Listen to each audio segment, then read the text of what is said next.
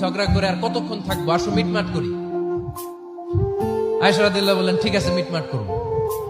তো বিষ্ণু ইসলাম বললেন মিটমাটের জন্য কারে ডাকবো? ওমর রে ডাকি। কয় না, ওমর রে না, ওমর গালিজ, ওমর অনেক রাগে, আমার ডর লাগে।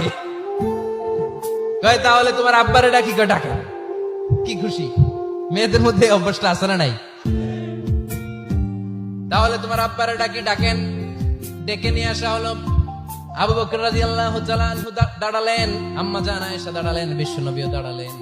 বিশ্বনবী বললেন আয়েশা তোমার আব্বা আসছে, এবার ঘটনা খুলে বলার পালা, তুমি বলবা নাকি আমি বলবো? আম্মা জান আয়েশা বললেন আপনি বলেন, তবে ওয়ালা তাকুল ইল্লা হাক্কান, যেটা ঘটছে ওইটাই বললেন, মিথ্যা কথা কইেন না।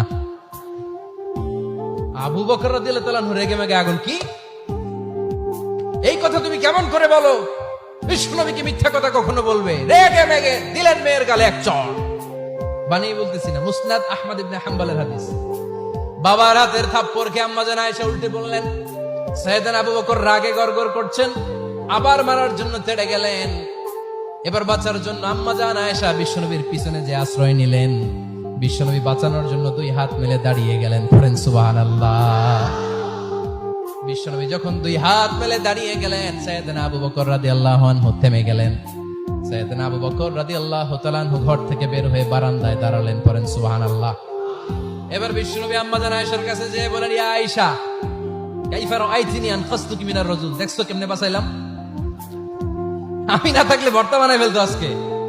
আমি বাঁচাইছি তোমারে, আমি, আমার লগে ঝগড়া করো তুমি। লজ্জায় পড়ে আম্মা জান আয়েশা খিলখিল করে হেসে দিলেন, বিশ্বনবীও হেসে দিলেন। দুইজনের হাসির মধুর আওয়াজ শুনে সাইয়েদনা আবু বকর বাইরে থেকে অবাক, কিরে এতক্ষণ না ঝড় তুফান, এখন দেখি হাসি।